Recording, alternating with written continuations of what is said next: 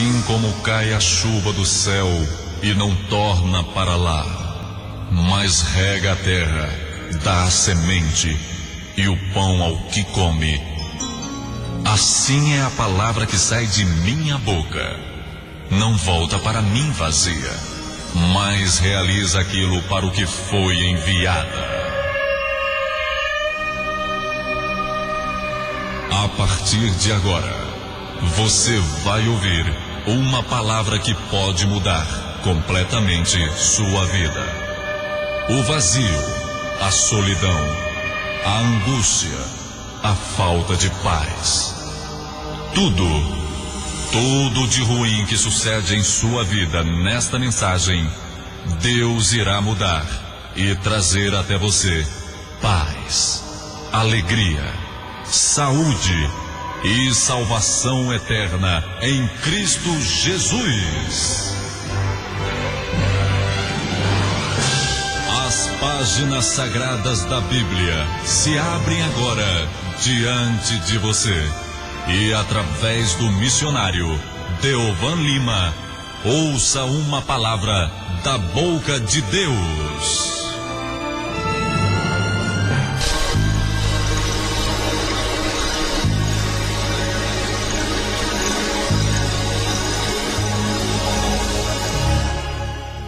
Este é o menor de todos os versículos da Bíblia Sagrada. E, sem dúvida alguma, encontra-se entre aqueles que são mais significativos. Jesus chorou. Duas palavras. Jesus chorou. E por que estas duas palavras que expressam um sentimento de Jesus perante a morte de seu discípulo Lázaro torna-se tão significativo para nós?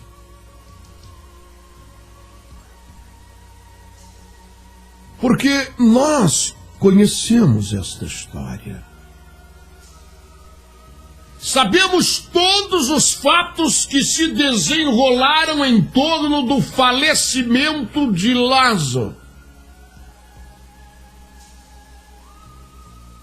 Isso é uma tragédia, isso não é brincadeira, estamos falando da morte do sujeito.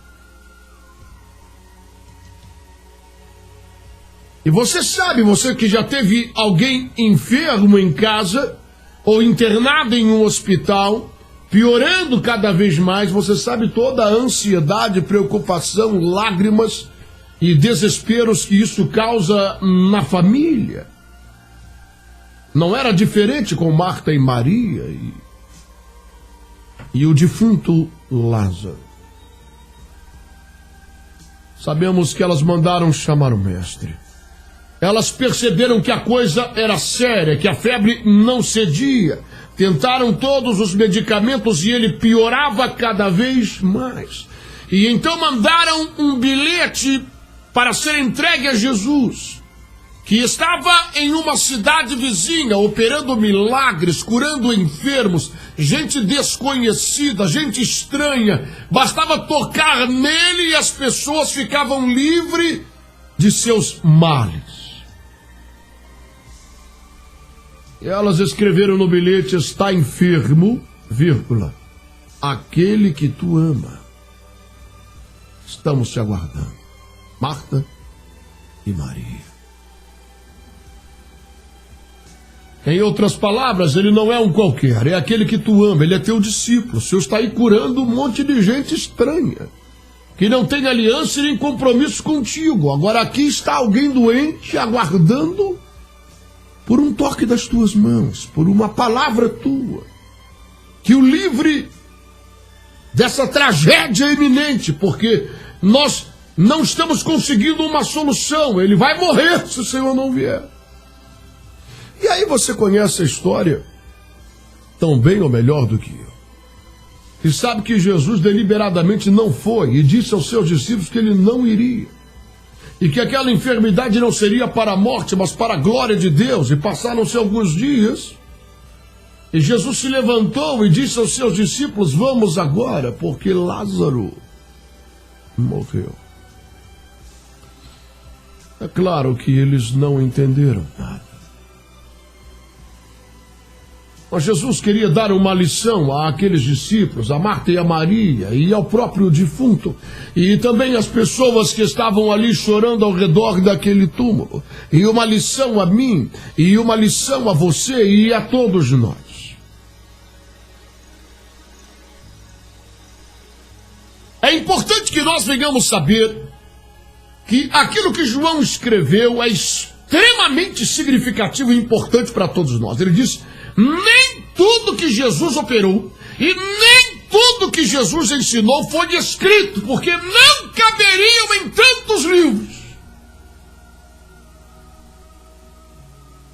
Ou seja, ele operou muitos milagres que não foram escritos, ele falou muitas coisas que não foram registradas. Aquilo que foi pensado da história pelas mãos do Espírito Santo tem um objetivo pedagógico. Deus quer nos ensinar. Deus quer nos mostrar algo de especial para o nosso relacionamento com Ele, para a nossa vitória.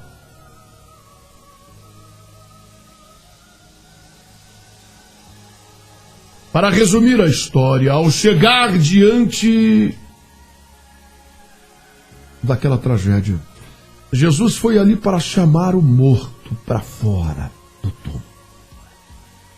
Ele mesmo disse para a irmã dele, quando se aproximava do caminho: mulher, se tu creres, tu vai ver, é a glória de Deus. Eu não chego tarde em lugar nenhum. Já foram 4 dias, você está dizendo que ele já está fedendo no túmulo.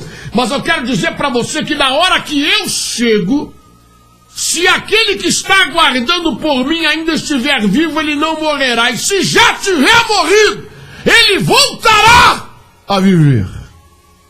Eu sou a ressurreição e a vida. Quem crê em mim, se estiver vivo, não morrerá. E se estiver morto, voltará a viver. Ora, você acredita que Jesus de Nazaré tinha alguma dúvida de que ele iria ressuscitar Lázaro? Não. Desde o princípio, ele não foi para que ele morresse e, ao morrer, depois de 4 dias, chegar lá e chamá-lo para fora da sepultura. Agora, ao chegar diante daquele quadro de tragédia, começou a vir no coração todo aquele momento de angústia, todo aquele momento de espera, todo aquele gemido que passou Lázaro e suas irmãs e aquela família envolvida naquela tragédia. E diante daquele quadro e daquele buraco escuro onde colocaram o corpo de seu amigo, a Bíblia Sagrada diz que ele espantosamente, porque nós ficamos pensando que não caberia aqui nesse quadro espetacular de um milagre extraordinário em que Jesus chegou ali para fazer a diferença e erguer os braços e gritar bem alto: Lázaro, sai para fora! E o corpo se projetar envolto em faixa e todo aquele espetáculo divino. Não caberiam estas lágrimas. A Bíblia diz que ele foi movido de uma íntima compaixão. Note a expressão. Movido de uma íntima compaixão. Aquilo foi algo forte, foi algo tremendo, que arrancou suas lágrimas. Ele começou a chorar por causa daquela situação. Ele sentiu a dor, a tragédia. E aquilo feriu seu coração e ele chorou. Sabe o que isso me diz? Sabe qual a importância disso para mim? Jesus não tem apenas poder. Jesus, ele não tem apenas toda a autoridade no céu, na terra e no inferno. Mas ele tem sentimento. Ele compartilha da minha dor. Ele compreende, eu posso falar com ele da minha dor, sabendo que ele não é insensível a essa dor.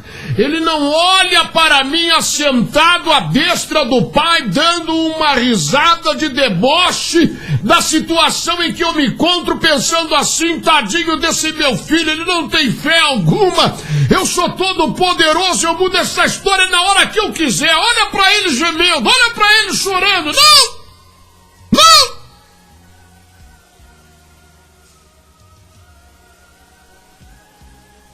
Eu posso ter a certeza absoluta que não estou lidando com um Deus insensível à minha dor, às minhas tragédias, aos meus sentimentos. E eu posso ter a certeza que os meus sentimentos e as minhas tragédias e as minhas dores podem até mesmo acelerar os projetos dele e fazer com que ele estenda a sua mão de imediato, porque o rei Davi, homem segundo o coração de Deus, escreveu certa vez: eu descobri um segredo sobre Deus, há um coração contrito e quebrantado, ele não é capaz de resistir. Eu vou lhe contar uma história. Preste muita atenção nisso, para que nós possamos compreender nesta noite um pouco mais sobre este ser que criou os céus e a terra.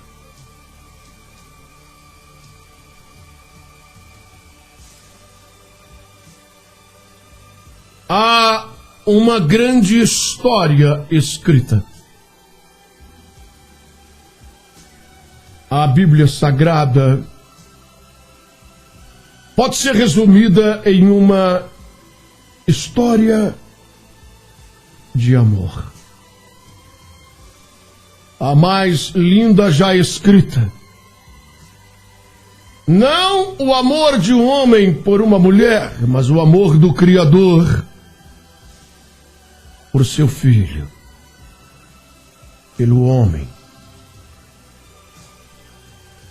E quando nós começamos a examinar essa história de amor registrada na Bíblia Sagrada, nós começamos a entender melhor o agir e o comportamento de Deus, e isto nos aproxima dele. Nos traz para próximo a ele.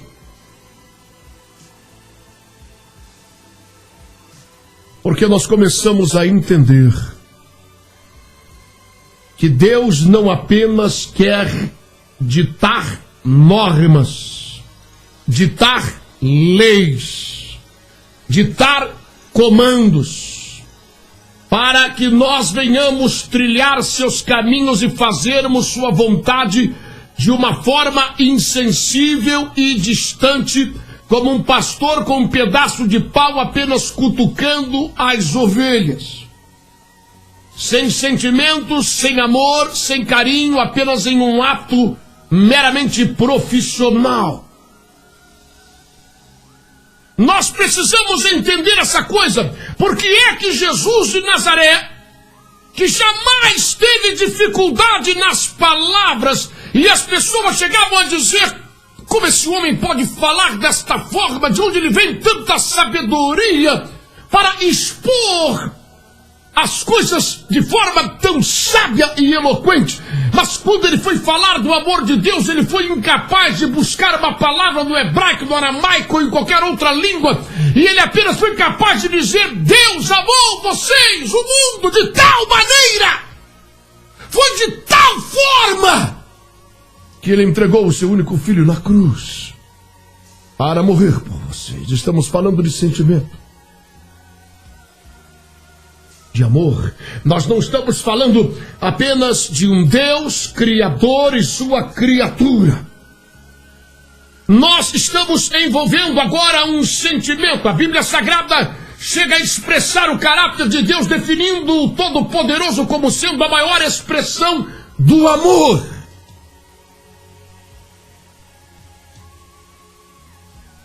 E nós encontramos Deus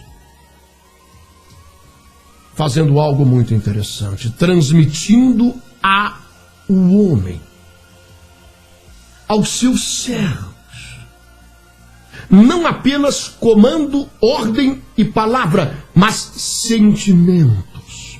Eles não sabiam disso. Eles não faziam ideia do que Deus estava fazendo, mas o Senhor estava transmitindo a esses homens sentimentos, experiências, situações que eles passariam na vida, que trariam ao coração, à mente deles, ao espírito deles, sentimentos que o próprio Deus sentia ou iria sentir no futuro. E ele queria compartilhar estes sentimentos dele com o homem. Veja isso. Não há nada mais próximo do que isso. Compartilhar a dor, a alegria, os sentimentos do seu coração com alguém.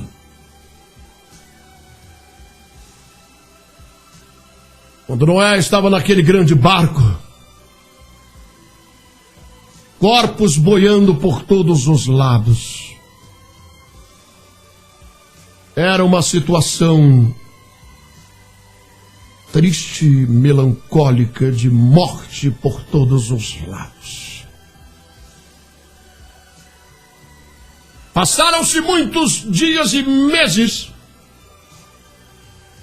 e então Noé solta uma pomba para que ela voasse e procurasse pousar em algum galho, para ver se as águas já estavam baixando, se já estava surgindo a vida novamente no meio de tanta mortandade, de tanta tristeza, de tanto extermínio, para que tudo se renovasse. Mas ela voou e voltou sem encontrar onde pousar os seus pés. E qual foi o sentimento de Noé? Ponha-se no lugar dele. Ele sentiu tristeza. Só havia morte. Só havia cheiro de pecado e de iniquidade. Mas ele solta novamente. E finalmente, desta vez, a pomba volta trazendo no bico um pequeno galho de uma oliveira. E quando aquele velho viu isso e recebeu aquela pomba, pense na alegria, na felicidade que houve no coração daquele homem perceber que as águas estavam baixando, que a vida estava surgindo por entre a morte. Aquela água representava a mortandade, a iniquidade, o pecado, a imundícia, a nojeira. E estava surgindo ali no meio daquela morte uma oliveira, e a pomba trouxe no bico um pequeno galho. Noé não fazia a menor ideia,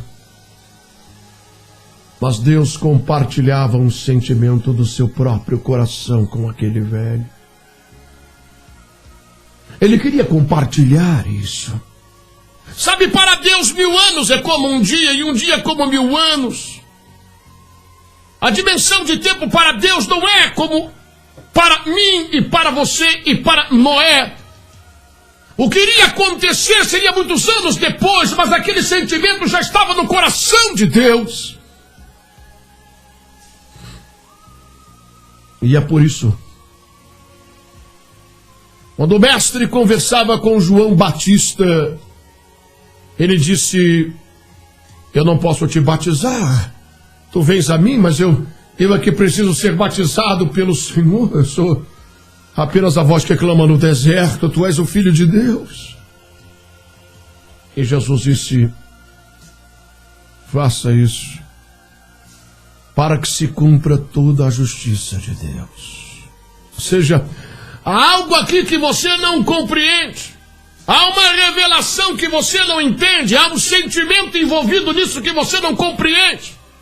E então João Batista mergulha Jesus naquela água, e quando ele sai daquela água, o Espírito de Deus vem sobre ele em forma corpórea de uma pomba, e a voz de Deus ecoa dizendo: este é o meu Filho amado, em que eu tenho grande alegria e grande prazer.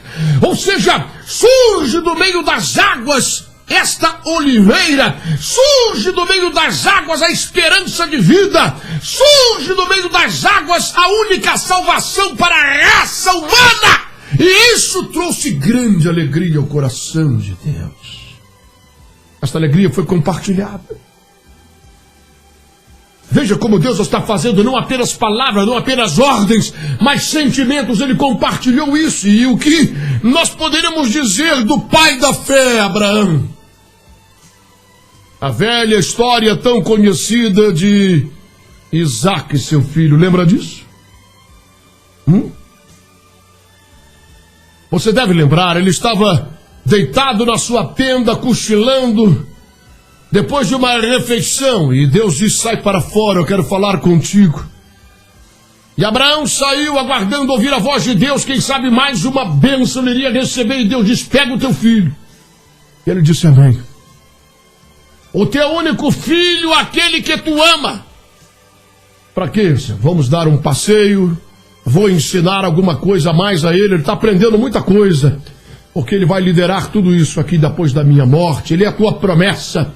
Pega o teu filho, teu único filho, aquele que tu ama, e o ofereça em sacrifício a mim no monte que eu te mostrarei. É claro, meu irmão, minha irmã, que você vai falar muitas coisas, e muitas delas são verdadeiras. Deus estava provando a fé de Abraão, Abraão estava colocando Isaac em primeiro lugar e toda essa coisa. Mas nós jamais poderemos esquecer que Deus estava transmitindo um sentimento. Porque uma coisa é você falar, meu irmão, presta atenção no que eu estou te dizendo. Uma coisa é você falar vermelho para um cego. Isso não tem representação alguma. Uma coisa é você falar amor para quem nunca amou. Não tem representação alguma. A palavra é apenas palavra que o vento pega e arrasta. O que comanda é o sentimento, é aquilo que está no peito, é aquilo que rasga o teu coração. E Deus quis transmitir ao coração desse homem a dor que ele iria sentir caminhando com o seu único filho, aquele que ele ama, e levando ele para o sacrifício, para matá-lo na cruz. Abraão sentiu essa dor até o final, até o momento em que ele levantou o cutelo, e quando ele ia baixar a vaca, o anjo mandou que ele parasse e disse: é suficiente. Não faça mal ao menino. Na verdade, não é ele que vai morrer. Deus já proveu o sacrifício. Olha o cordeiro. Foi o que João Batista disse: eis o cordeiro de Deus. É ele quem tira o pecado do mundo. É ele que será sacrificado pelo pecado da raça humana. O que dizermos de Oséias? Esse profeta, um homem fiel a Deus, temente ao Senhor, um grande profeta, e Deus faz ecoar sua voz nos aposentos desse profeta e disse: Oséias, levanta. Eu quero falar contigo. Ele levantou e Deus disse a ele: você vai casar. Ele disse: oh, glória, aleluia, isso é maravilhoso. Já estou de olho numa irmãzinha, eu acho que deve ser ela abençoada. Oséias, você vai casar. Com quem, Senhor? Deve ser uma ungida, uma mulher muito especial, porque afinal eu sou um profeta, o Senhor me ama. Você vai casar com uma prostituta. O quê? Mas o que é isso? Mas o senhor quer que eu case com uma prostituta, uma vagabunda? Uma mulher que vai dormir com outros homens? Mas o que o senhor está falando? Será que isso é a voz do capeta? Será que eu não consigo mais discernir a tua voz? Oséias, se aquieta, porque você é profeta. Você é homem que me pertence. Você tem intimidade comigo. Eu não quero apenas intimidade de palavras. Eu quero intimidade de sentimento. Eu quero que você sinta a minha dor quando o meu povo se prostitui com outros deuses. Isso não pode ser apenas palavra. Eu não posso apenas falar para você dessa dor. Eu quero que você sinta na carne. Quero que você sinta na pele, para que você possa ter o que falar para as pessoas com propriedade. Sabe, meu irmão, minha irmã, eu vou lhe dizer uma coisa. Quanto maior a obra que Deus tem na vida do homem, mais ele esfrega ele no asfalto da vida. É por isso que você vê a diferença entre pregadores. Há pregadores e pregadores. Há profetas e há profetas. E você os distingue. E você sabe aqueles que pregam como quem tem mensagem na veia. Você sabe, percebe que aquilo não foi ensaiado na frente do espelho. Você sabe que tem experiência por detrás disso. Você sabe e sente que aquele homem sofreu. Ele passou por muitas coisas. Deus permitiu muitas situações para que ele tivesse o que ensinar, para que ele tivesse o que falar e para que a palavra dele tivesse autoridade, tivesse o pulsar de sentimentos autênticos e verdadeiros.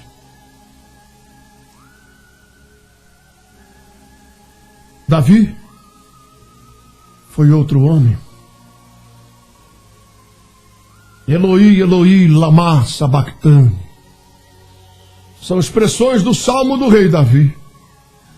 Deus meu, por que me desamparaste? Porque estás afastado do meu clamor, do meu gemido. Atolei-me no profundo lamaçal, do qual eu não posso estar em pé.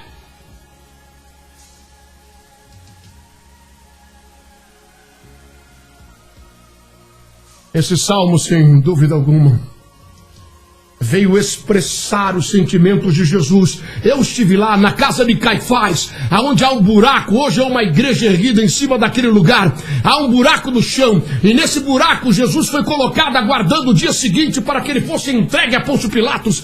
Um poço cheio de lama, e Davi estava escrevendo sobre esse sentimento, sobre aquilo que Jesus estava sentindo naquele buraco, e sobre o que ele sentiu na cruz quando o Pai o desligou da sua presença, e o próprio Jesus levanta seu corpo da cruz e grita: Eloi, Eloi, lama sabachthani.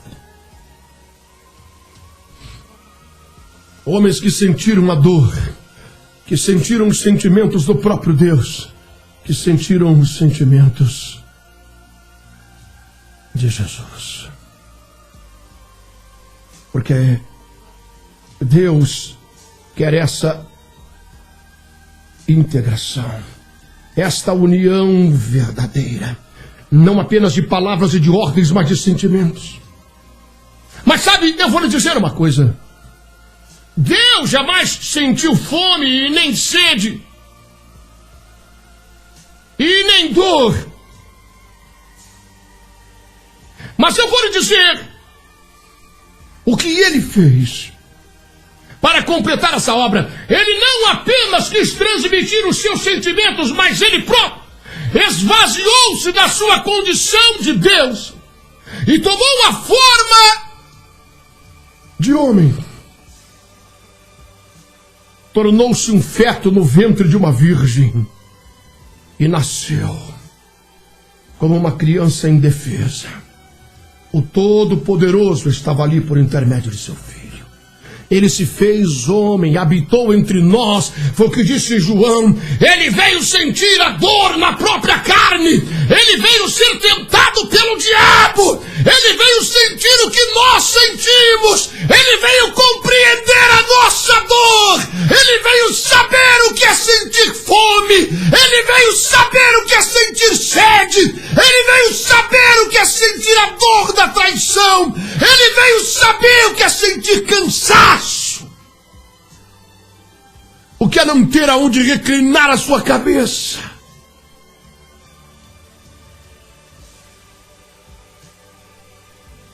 O que é morrer. O que é padecer.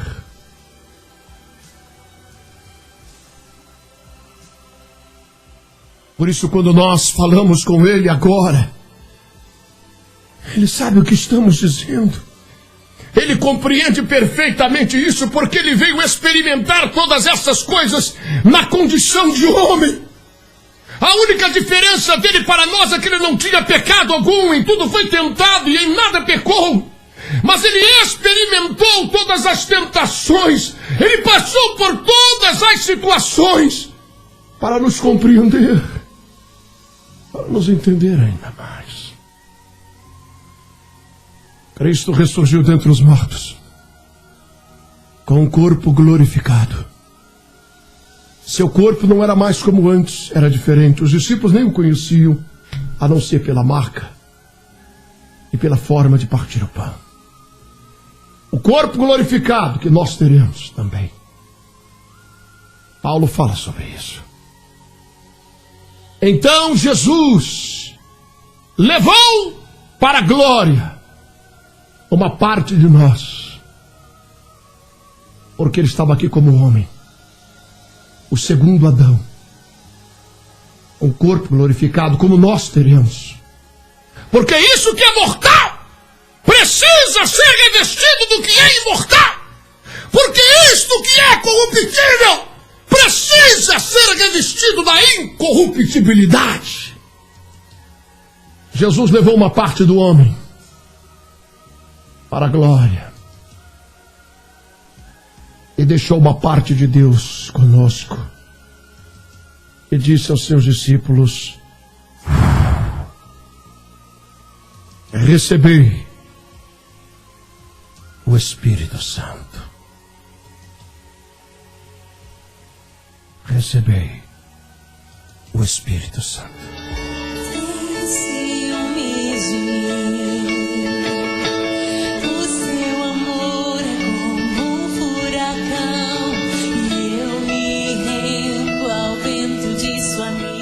Bem, amados, estamos caminhando para o finalzinho do nosso programa. Deixa essa semente falar alto no teu coração. Quando você orar agora, ore diferente. Entenda a grandeza desse amor e o interesse dele por você é muito grande. Pense nisso. Até a próxima.